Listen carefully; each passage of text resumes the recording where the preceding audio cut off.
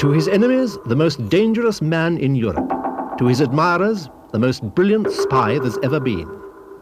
He has been called the man in the shadows, the man with 1,000 ears, the man of 1,000,000 mysteries. At one time, he even had a price of nearly $1 billion on his head. He has shunned being photographed and seldom appears in public save at night or wearing dark glasses. Reinhard Gehlen, Superspy.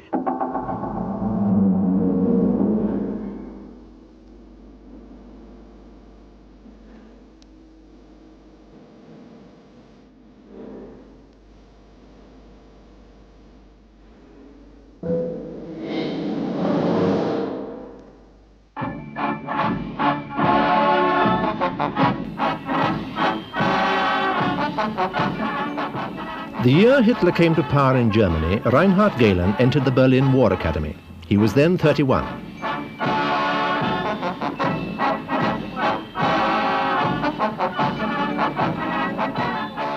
While most of his compatriots had preferred peacetime jobs after World War I, Gehlen had opted for the army. Undeterred by the Kaiser's defeat, he had told one of his closest friends, "The German army will come back, and I shall be a general." I did meet Gehlen, at that time Captain Reinhard Gehlen, in Berlin in 1933, when we were together students in the German War Academy in Berlin. We belonged both to the same class in the War Academy from October 33 to July 35. I remember that he was not a gay person. He was a very correct character. He was reliable, he was very solid, and he was devoted to his job to be a good officer in the army. I know that with the beginning of the war, he was a younger member of the fortifications department of the General Staff. As such, he had to do with fortifications against the East when the Polish campaign had been terminated, and it was necessary for us to protect this new frontier towards the East. During the campaign in France, 1940, he was sent by General Halder as his liaison officer. He apparently had made such a lasting impression on General Halder that he chose him as his aide.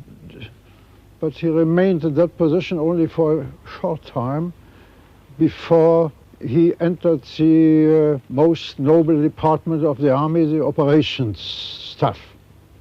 In this capacity, he had to do with the preparations against Russia on the southern wing. Gehlen's work in planning the German attack on Russia in June 1941 brought him to Hitler's notice. But when the Russian campaign began to go wrong for Hitler, in April 1942, he put Gehlen in charge of gathering information about Russia's war potential, something Hitler and the Nazis, surprisingly, had not bothered to do before launching their attack on Russia.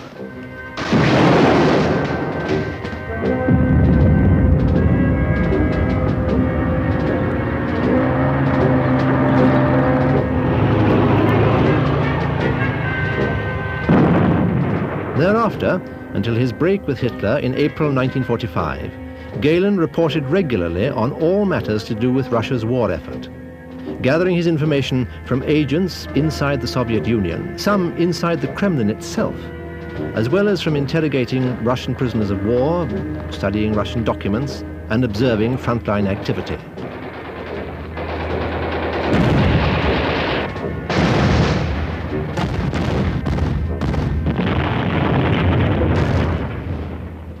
But his reports were not always believed. And there is one particular scene on the 9th of January, just 3 days before the Russian offensive at Baranov, as the Westphal has started, when a new report of Gehlen's was put to Hitler by General Guderian, in which Gehlen, among others, said that the Russian infantry was 10 times as strong as the Germans, that the panzers were in a relation of 7 to 1, and the guns even of 20 to 1. Then Hitler went up once more and said in Guderian's words, that's completely idiotic. Put the man who said that in a madhouse, whereupon Guderian said, then you put me there too. Gehlen was meticulous, insisting that every scrap of information be filed. By April 1945, his files were bulging, the envy of the Russians themselves. The information they contained had enabled Gehlen to warn Hitler of the disasters impending at Stalingrad and Kursk and Minsk. Warnings that, of course, went unheeded. He'd warned Hitler, too, of Germany's eventual defeat. But long before that defeat, Gehlen had determined not to let his files fall into Russian hands. He had another use for them.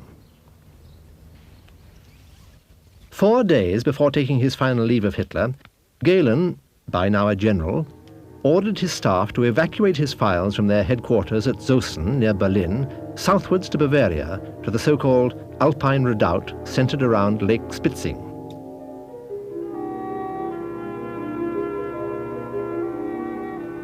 Spitzing, Gehlen knew from captured Allied documents, was destined to be in the American zone of occupation.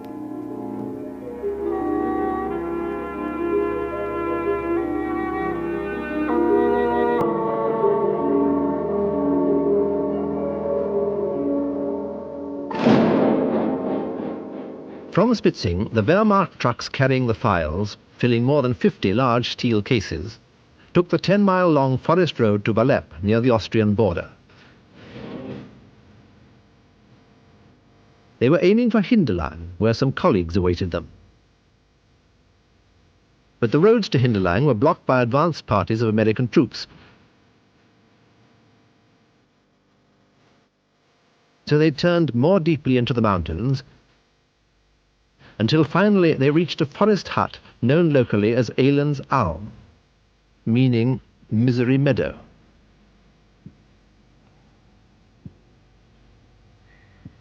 Here, Gehlen and the 9 staff officers with him decided to stop and to bury the steel cases containing the files in 6-foot-deep trenches that they dug around the hut.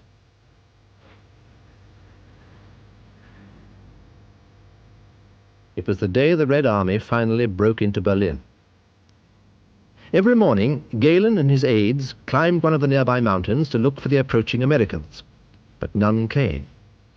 The Americans had, in fact, been ordered to give the Alpine Redoubt the miss for the moment and to concentrate on mopping up those German troops still resisting around Munich. On May the 1st came Radio Hamburg's announcement of Hitler's suicide and of his successor's, Admiral Dönitz's, decision to seek an armistice. But still, no Americans came anywhere near Misery Meadow. By May the 19th, with the war now over almost a fortnight, Gehlen felt he could wait no longer, but must seek out the Americans for himself. With 4 of his aides, he descended the valley, first to the inn at Zipfelwirt, where he spent an anxious few days communicating by shortwave radio with those of his colleagues left behind with the buried files. But he had learned that the Americans had set up a command post nearby at Fischhausen on Lake Schliersee, and that they were treating surrendering German generals with great respect. He decided to give himself up. But his first meeting with the Americans was an anticlimax, for the young Texan lieutenant merely took down his name and rank and ordered him to an officer prisoner of war camp at Miesbach, nearer Munich. Gehlen protested his importance, but to no avail with his young captors, who by then had taken prisoner several hundred top German officers and generals who had been holing out in the Bavarian Alps, and they were pretty blasé about it all. Gehlen had to cool his heels for several days more before being questioned again. This time, the young sergeant who interrogated him knew of him, And so Gehlen began to be passed up the Allied intelligence ladder. From Miesbach he was sent to Augsburg, and from Augsburg to Wiesbaden. The processing of the prisoners, especially the top-ranking Nazis, was inevitably slow and laborious.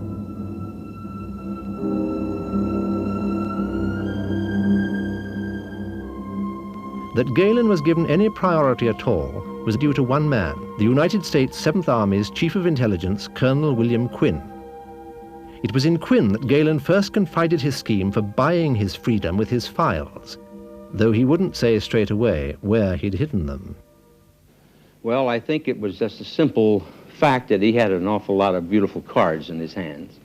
And they're the cards that we wanted to have. We wanted that intelligence. We wanted that background, that basis, because we had no such basis up until that point as it related to the Soviets. He had been very far-seeing, Gehlen, because his own view was that sooner or later there'd be a clash between Russia and the West. And he felt that if he kept his officers who were knowledgeable about Russia and his documents together, he could at one point approach the West with the idea of asking them to take over this organization after the capitulation of Germany. We had such a paucity of resources as far as the Russians were concerned, and here was Gehlen with this organization he had developed to cover the Soviet military and had been effective, or at least we assumed it had been effective in the fighting in the Eastern Front, reasonably effective. And here was something in hand that would take months, if not years, to duplicate, so why not use it? He thought very carefully as to whether he should come to the British or the Americans, but he felt that the Americans would, in the end, understand the problems of Russia and so on much better, and the Germans, much better than would the other countries of the West, like Great Britain and France, for example. Gehlen was flown to Washington, to the Pentagon, in August 1945, along with 3 of his top aides. The Americans had dug up his files and were clearly delighted at what they contained. What's more, the Russians were now desperately searching for Gehlen, and since they'd found his headquarters empty of files, were beginning to suspect that something was afoot. Gehlen and his aides were housed down the Potomac from the Pentagon in well-furnished villas at Fort Hunt. To see to his every need, Gehlen was provided with an NCO butler and several white-jacketed orderlies.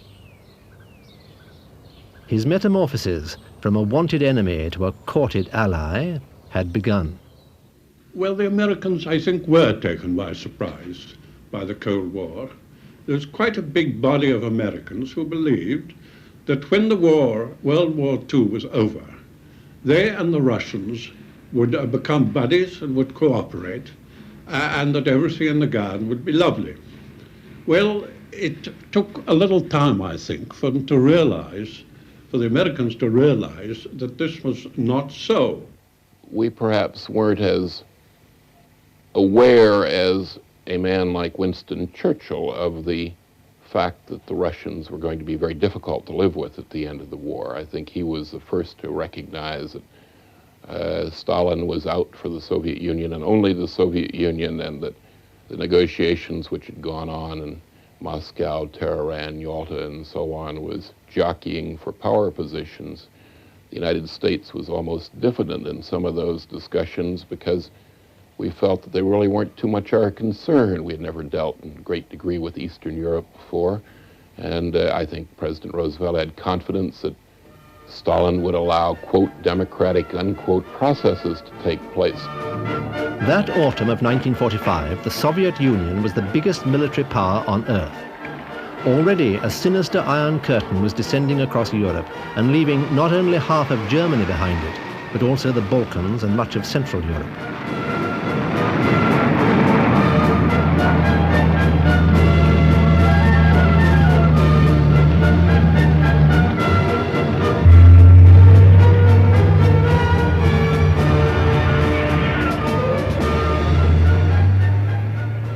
The Red Army was rushing in to fill the power vacuum left in Europe by Hitler's defeat, whereas the British and Americans were demobilizing as fast as they could.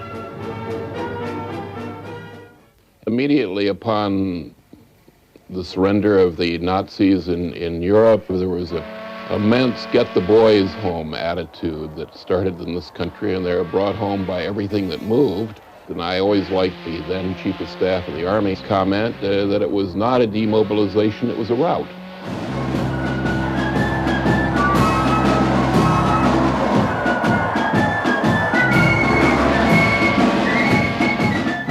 Intelligence, particularly in the military services, is usually the first to go.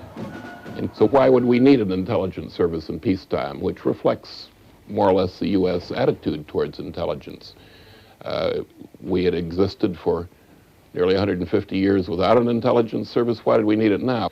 To begin with, one must realize that the Americans, during the war in Europe, had been almost entirely dependent on the British for their intelligence.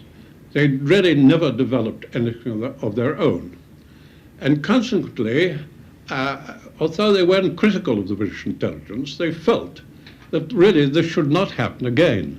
And they must build up something of their own. So it was 2 years before we had a legislative intelligence service. But in the meantime, in January 1946, President Truman, by executive order, created the Central Intelligence Group, which was a pooling together of representatives of all of the intelligence services, state, Army, Navy, Air, and others, ex-FBI people, which started to acquire some of these wartime organizations which the military were giving up. Specifically, German Military Document Section from the Army, the Washington Document Center of the Navy, which was concerned with Japanese documents, the Foreign Broadcast Unit of the Army, which monitors open broadcasts, and these were then being let go by their organizations, and these were picked up by what eventually became CIA. When I learned about the conditions which Gehlen had put to the American G2 for working for them, I was amazed that the Americans had been willing to agree to that, namely that he would be independent from any checking of his personnel by any German authority or even by the American army, that he was free to develop his own politics, and that he would get the payment, what he needed, and that he could operate east of the Iron Curtain, as it was called at the time, as he thought fit. Gehlen, in his best years as a man between 50 and 60, he had a very strong impact on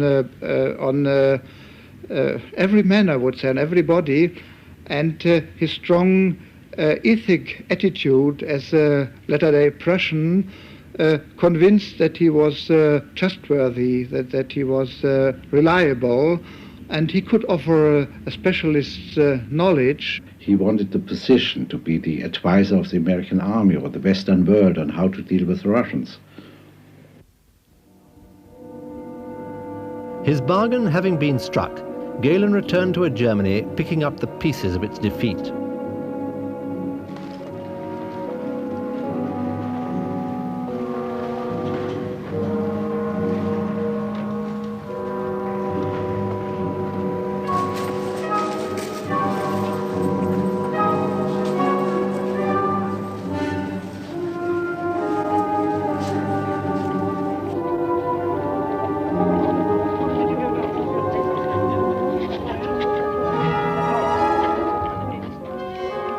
Gehlen had been in Washington almost a year, but he was not to share the hard life of the defeated foe.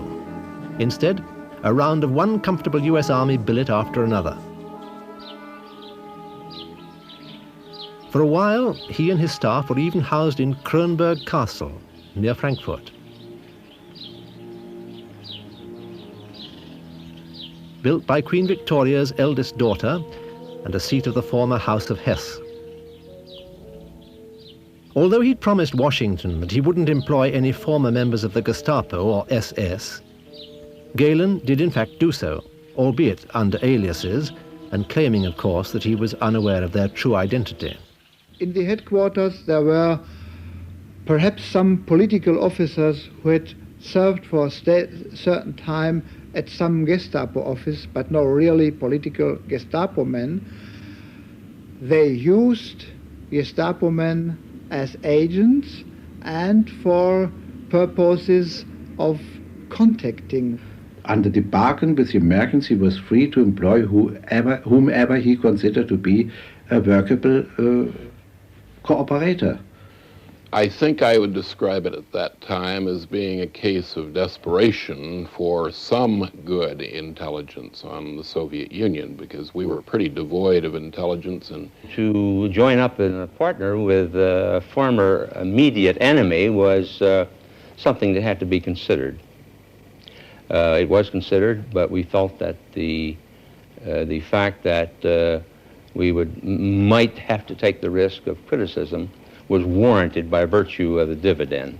It was really a very serious crisis point as far as we were concerned at being able to develop an intelligence system inside the Soviet Union. German prisoners of war returning from Russia were a ready source of information for Gehlen.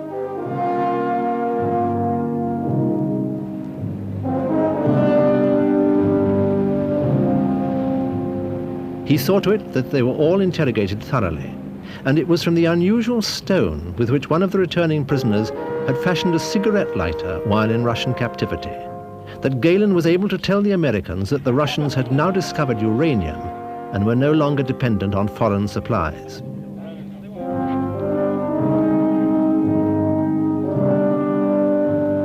It was from those Germans forced to leave their homes in the Eastern Zone that Gehlen recruited many of his agents. After suitable training, many of these DPs, displaced persons, were secreted back into the Eastern Zone. Gehlen shared their hatred of the Soviets. Gehlen's anti-communism, anti-socialism, I think must date from the war, really. And it's, I suppose, understandable. Here he was, a major general in a great and powerful army, being defeated by the Russians.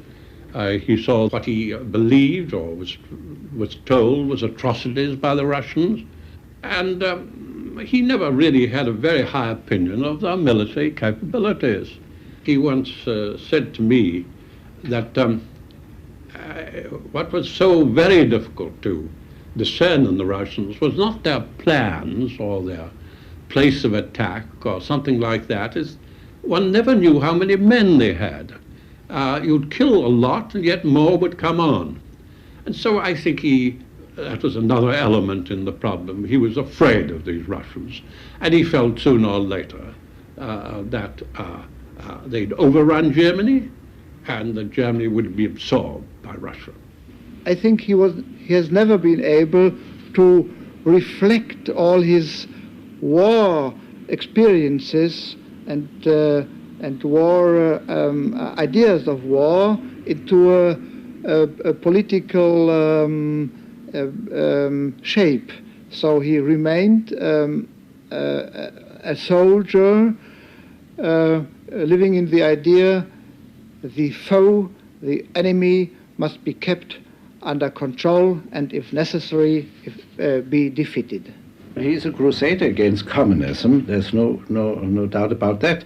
But at times he would probably turn against, the same way, fanatically against the government of Cairo, or I don't know, whatever a job was given to him. He's in a way a pure professional officer who does the job he's given. The US Army camp at Oberursel near Frankfurt was Gehlen's first headquarters, his American patrons providing him with $600,000 a year, which he was soon to up to nearly $20 million a year. His staff also grew, from less than 400 to more than 1,000. Oberursel became no longer big enough. In the autumn of 1947, the same autumn the CIA was established and Gehlen's organization transferred to it, he persuaded his American patrons to spend $3 million modernizing this former SS model housing estate at Pullach near Munich. Once Martin Bormann's headquarters, and before that Rudolf Hess's, its seclusion was a boon to Gehlen. He made it into the most up-to-date espionage center in the world.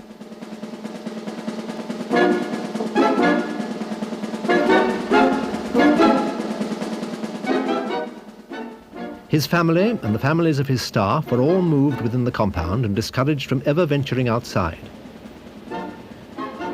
A school for their children was established within the compound, and American-type shops providing American-type rations. This at a time when most Germans were on bare subsistence.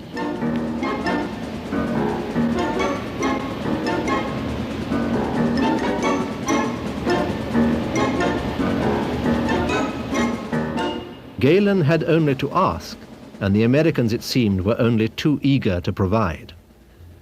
One would have to really know a lot more to say whether the United States really did get value or not. I would say that without being cynical, that if we didn't get value for it, it wasn't the only effort that we wasted money on, because we were learning by experience, and occasionally the experience was not good.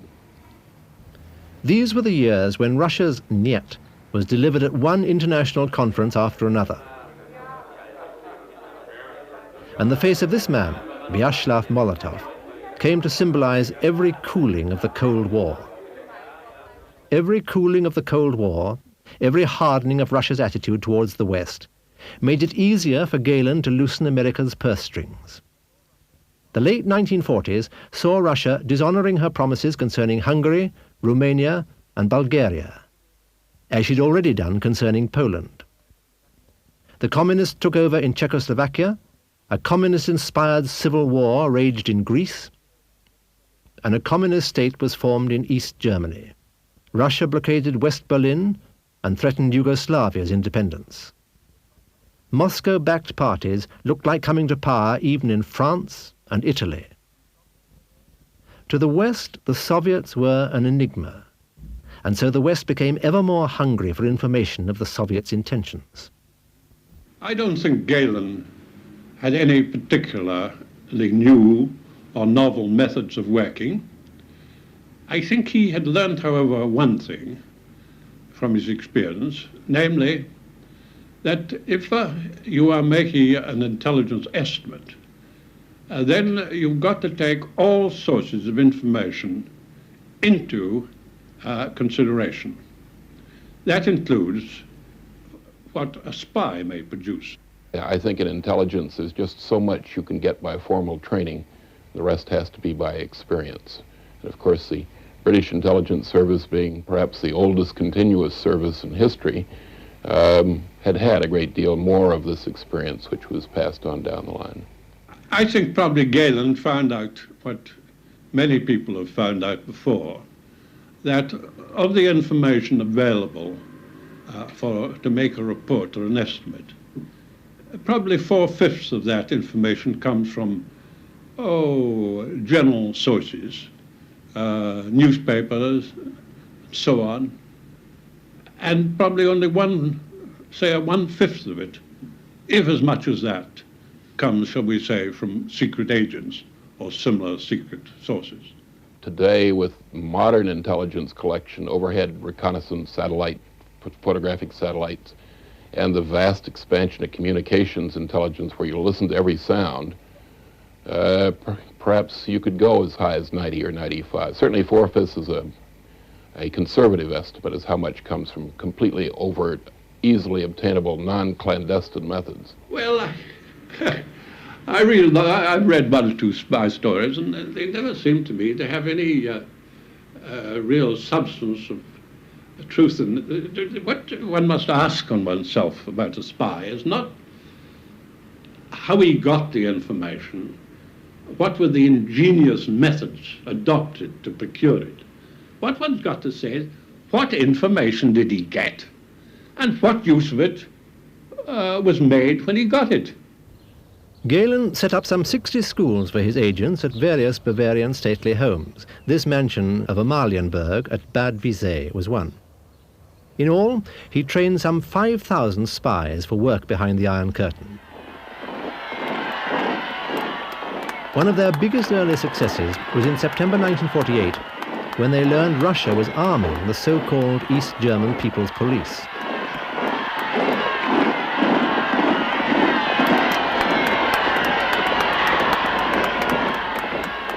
In the spring of 1949, Gehlen was also able to tell his CIA masters that the Russians had a new jet fighter, the MiG-15.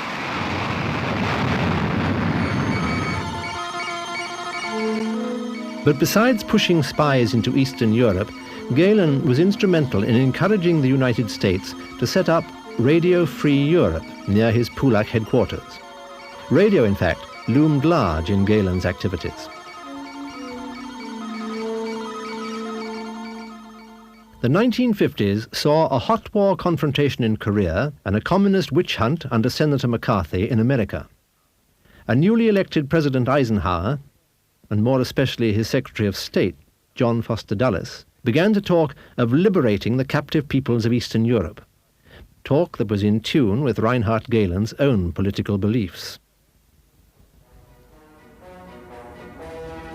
These were also the years when West Berlin, with its direct access to the East, was the espionage capital of the world.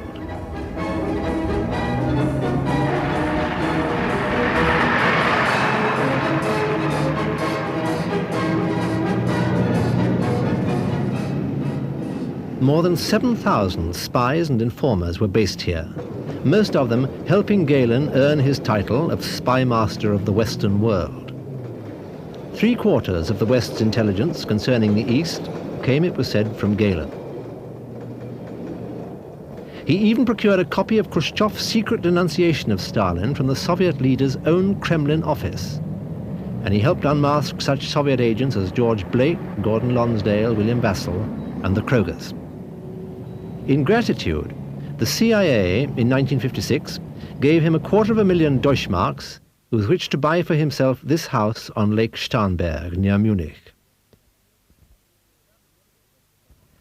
With the establishment of the West German Federal Republic, the Americans had honored their promise to Gehlen 10 years before to hand over his organization to the new regime. Gehlen, in effect, became head of the West German Secret Service. In this capacity, he had not so much more to do, or not only to do with the Russians, but with all the interesting countries of the world and with political questions too. But even then, as far as I know, he never went to Bonn, or was very seldom. He always had this man whom he sent there. I had served in a side branch of intelligence during the war, supervising the Russian agents' intelligence radio. So I knew from the war one man or the other who had joined the Gehlen service, and they asked for contact to Spiegel and me in order perhaps to get some information in conversation, or ask one or the other question, or influence Spiegel's attitude towards Gehlen. And I proposed to them to do a cover story of Spiegel, which was a rather well-known news magazine already then, because there had been lots of wrong information about Gehlen derived from British publications, and Gehlen's associates asked him, and he agreed that somebody who, as a former intelligence man, would be reliable and trustworthy, would do a cover story in the news magazine. So I met him. And the technical circumstances, well, I traveled to Munich and had to wait in my car at a certain point, and from there I was invited to another car, and we toured through Munich, and after a while the car stopped, and another car and another man took me over and took me into a small street with very small men's little houses. And just in one of them, before one of them, or at one of them, the car stopped, and I was led into the house, and an elderly lady who, as a legend would have told, I suppose, lived there as a widow or so, served me some coffee and chatted with me and the man who accompanied me. And after a while, the doctor, Dr. Schneider, appeared with his dark glasses and his little hat, and just how the very few photos which exist from the time then show him. It was a very peculiar trait of Gehlen's, this desire for secrecy. He gave up his title of general, I think, and became a doctor, I think was one of the titles he took. One never was told where his private dwelling was and where he lived. And if one went to see him, you were never certain that he would be there. He tried to create such a figure of, I don't know, James Bond, yes, dark glasses, never make a pictures, he has a hat and so on. And I think that the practice of intelligence service in the 20th century is quite different. He spoke in a low voice. He tended to wear dark glasses always when one spoke to him and met him. I would think that he was a very determined man.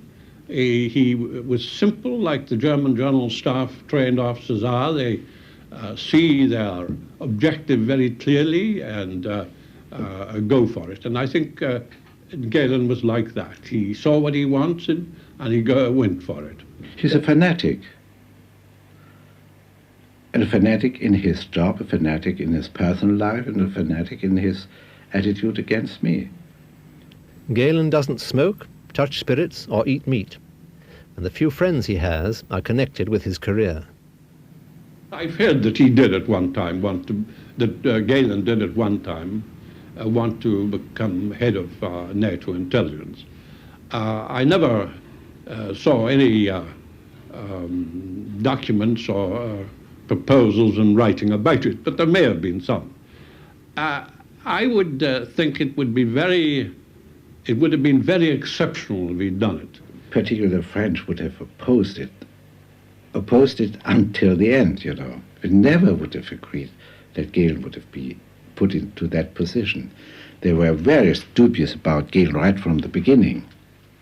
He claims on many occasions to have given exact notice to his authorities, the German government, of what was likely to happen. And I think in Cuba was one. I think the 6 Days War was another. Vietnam, I believe, was another. Korea, I think, was another, and so on. Well, I can't, of course, say that's not true. I have no way of knowing, but I will say this about an intelligence officer. It is exceptional they can ever give an exact timing or an exact date or an exact description of what is going to happen. What he can do, he can paint the circumstances, he can show what the options are or the likelihood of this or that happening. Besides Cuba and Korea, Vietnam and the Six-Day Israeli War, Gehlen also claimed to have foretold the 1953 uprising in East Berlin and the 1956 uprising in Hungary. He helped to establish a secret service for Nasser in Egypt. But when Nasser let himself be wooed by Moscow, Gehlen saw to it that Israeli agents were infiltrated into Cairo. But the 1950s also saw the first of the many disasters that were to hit Gehlen in the years to come. The celebrated telephone tunnel built between West and East Berlin and meant to tap the most secret conversations of the top East German leaders.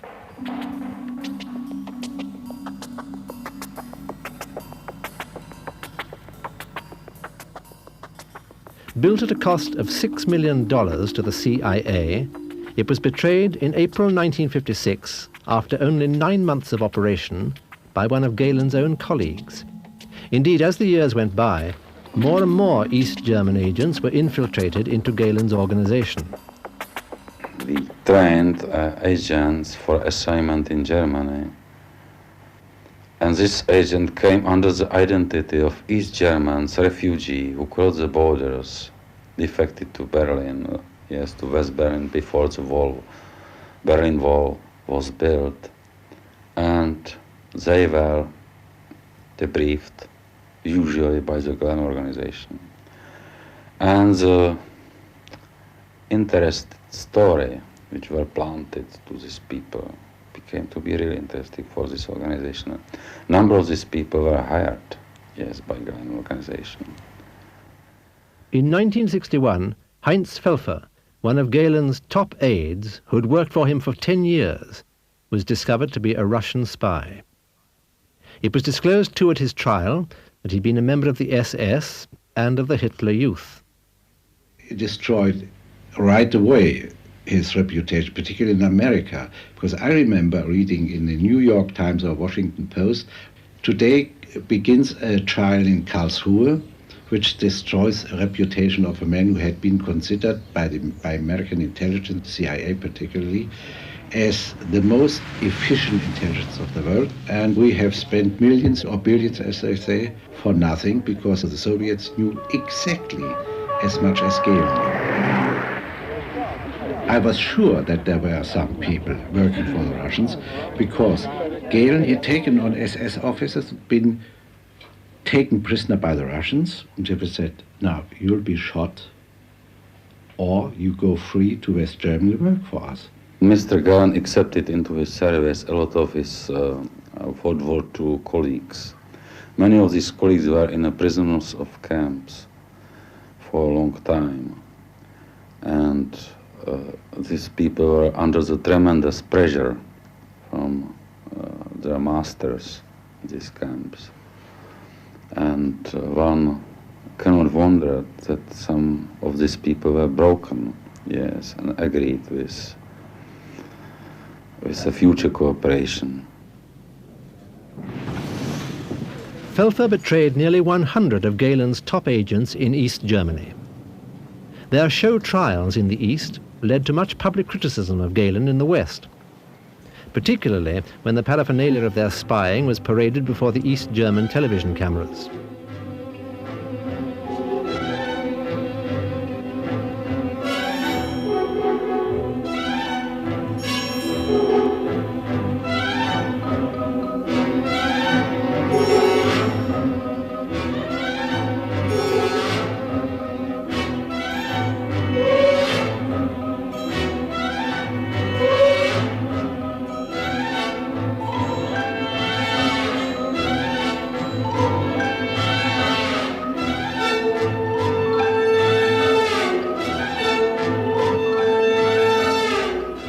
Gehlen looked round for friends in the West German press to take some of the pressure off him.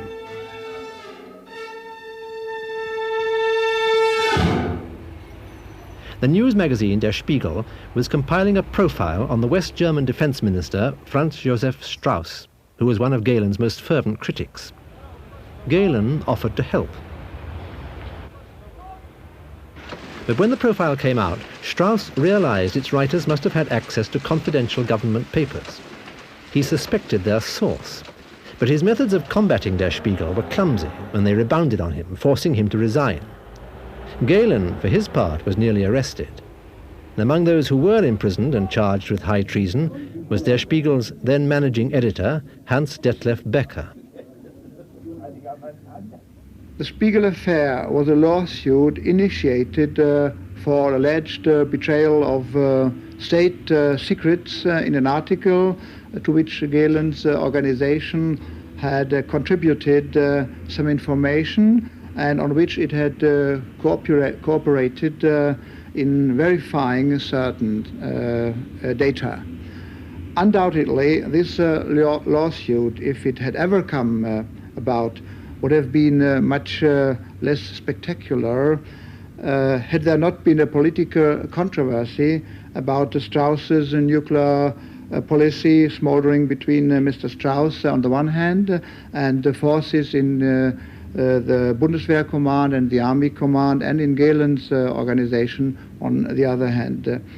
The fact that the United States supported Strauss's enemies additionally affected his position towards Gehlen's intelligence service, which had been taken over then from American agents by the German government.